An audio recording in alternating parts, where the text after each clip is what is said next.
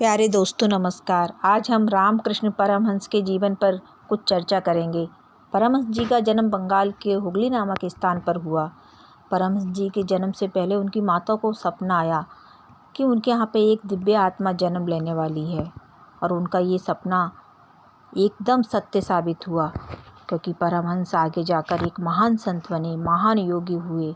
वह एक सिद्ध पुरुष थे। उन्हें कई प्रकार की सिद्धियाँ प्राप्त थीं।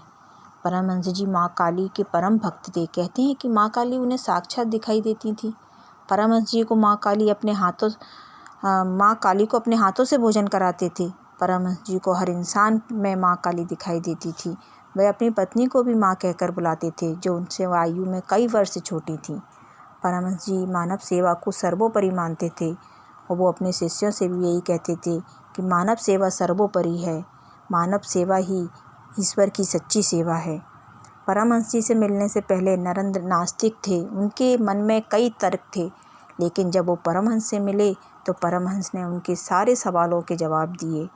वो इनसे इतने ज़्यादा प्रभावित हुए कि उन्हें अपना गुरु मान लिया, और परमहंस जी भी उनको अपने शिष्य के रूप में पाकर बहुत खुश हुए, और वह उनके एक परम शिष्य बन गए। यही नरेंद्र आगे जाकर स्वामी विवेकानंद के नाम से प्रसिद्ध हुए।